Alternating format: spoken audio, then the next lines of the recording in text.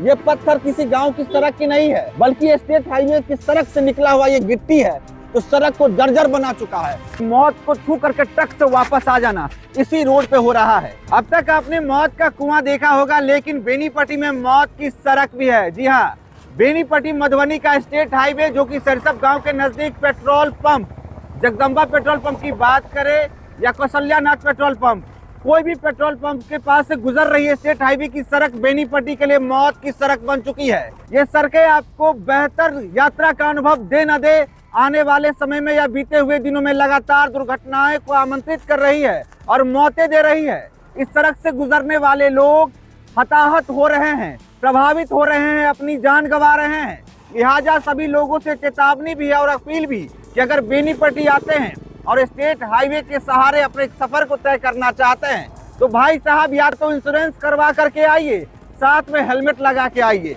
गनीमत रहेगी तो जान बच जाएगी, लेकिन सड़क की जो हालात है, उस हालात में अगर आप दुर्घटनाग्रस्त होंगे तो उम्मीदें बहुत कम, उम्मीदें ईश्वर से ही रखना पड़ेगा। क्योंकि हाल में ही बेनीपट्टी प्रखंड के नवकरही गांव के एक युवा अधिवक्ता सुधीर चौधरी की दुर्घटना में मौत हुई। ऐसी दर्दनाक मौत हुई जिसकी बानगी अभी मैं आपको प्रत्यक्ष दिखाऊंगा तो आपके रोंगटे भी खड़े हो सकते हैं। इसी लोकेशन पर दुर्घटनाग्रस्त हुआ था उनका मोटरसाइकिल, और ये उनके हेलमेट का हिस्सा मैं आपको दिखाने जा रहा हूं। देखिए, ये उनके हेलमेट का हिस्सा है। हेलमेट टूटकर बिखर गया। उसके बाद उनका अभी भी जूता वहां पर पड़ा हुआ है सुधीर चौधरी का, जो कि आए दिन आम दिनों की तरह ही वकील थे, वो जा रहे थे बेनीपट्टी कोर्ट और इसी क्रम में हादसा हुआ और अपनी जान गंवा बैठे। ना सिर्फ सुधीर चौधरी, इससे पहले भी एक यहाँ बेनीपट्टी के चौकीदार कमलेश पासवान की भी सड़क दुर्घटना में मौत हुई थी। इससे पहले जब आंधी तूफान में ठीक सामने पेड़ गिरा था तो पेड़ से टकरा करके एक दुर्घटना हुई थी रात को, उसकी खबर आपको हमने दिखाई थी। उससे पहले सरसप के छोटू चौक पर दुर्घटना हुई थी। आप बात करें तो सरस्वती पूजा के अगले दिन यानी शायद 24 जनवरी को ठीक सामने यहाँ पर दुर्घटना हुई थी, जिसमें कटैया गांव के और धनौजा गांव के ग्रामीण आपस में बाइक से टकरा गए थे। उस घटना में एक पक्ष के लोग का 3 उंगली काटना पड़ा है। तो ऐसी स्थिति है इस सड़क की, और इस सड़क की दुर्दशा देखने के बाद लानत है उन पदाधिकारियों पर, लानत है उन जनप्रतिनिधियों पर, लानत है उस विभाग पर जो बेनीपट्टी के लोगों को सुगम सुलभ यात्रा के बदले मौत दे रही है, दुर्घटनाएं दे रही है, लोग जान गंवा रहे हैं। देखिए, ये स्टेट हाईवे की हालात है, कोई ग्रामीण सड़क नहीं है। और ये पूरा यहाँ पे देखिए गड्ढा किस तरह से बना हुआ है। इस गड्ढे में साइकिल से चलना मुश्किल है, और इस सड़क पर लोग 2 पहिए 4 पहिए वाहन से चलते हैं और दुर्घटनाओं का शिकार हो रहे हैं। हम अभी आपको विजुअल में बने ही रहते हैं और आपको दिखाते हैं कैसे लोग बाल बाल दुर्घटनाओं से बच रहे हैं। यूं कह सकते हैं कि मौत को छू करके ट्रक से वापस आ जाना इसी रोड पे हो रहा है। फिल्म का डायलॉग है और इसी रोड पे ये हकीकत हो रही है। देखिए, बाइक रफ्तार में आती है और कैसे हिचकोले मार करके जाती है। अगर दूसरे किनारे से अगर कोई बड़ी 4 व्हीलर वाहन आती है तो दोनों का बैलेंस गड़बड़ाता है और आपस में टकरा करके जान गंवाते हैं, लोग घायल होते हैं। लेकिन अब जो हालात बन गए हैं, वो हालात फिर से ये बता रहा है कि आने वाले दिनों में अगर इसकी सुधार नहीं की जाती है तो फिर से यहाँ पर लाशें दिखेंगी, मौतें दिखेंगी। लोग रुक कर के भी बता रहे हैं कि सड़क खराब है। ऐसी स्थिति है।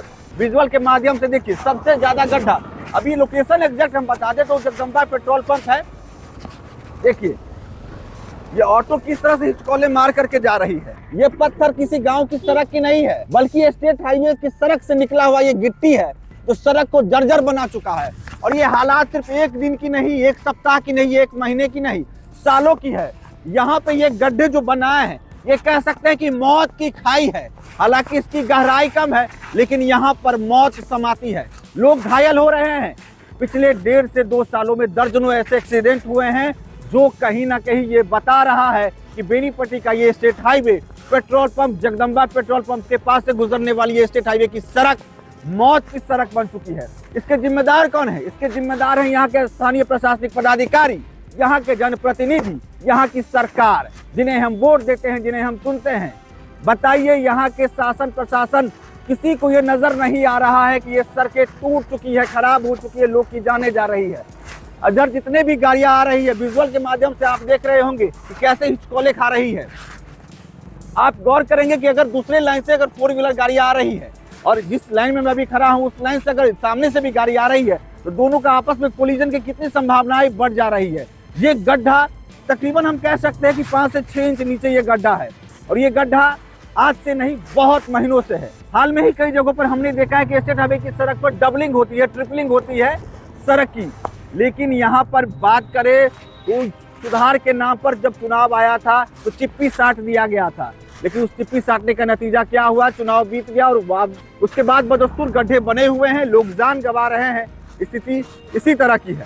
तो ये जो हालात है, इस हालात पे आप क्या सोचते हैं, अपनी प्रतिक्रिया तो अपने कमेंट बॉक्स में जरूर डालिए।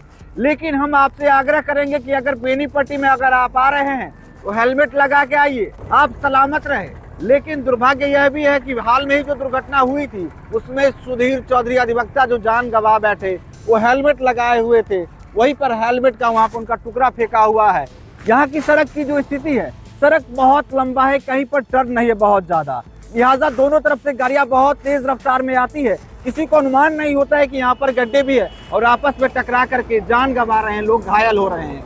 हम आप सभी से आग्रह करेंगे कि अगर आप बेनीपट्टी आते हैं और स्टेट हाईवे से सफर को पूरा करना चाहते हैं तो भाई साहब हेलमेट लगा के आइए, क्योंकि यहाँ का शासन प्रशासन या यहाँ के जनप्रतिनिधि बहुत ज्यादा सीरियस नहीं है। सीरियस रहते तो सड़क के ये हालात नहीं होती, हम यहाँ नहीं होते, मीडिया में खबर यहाँ की नहीं होती।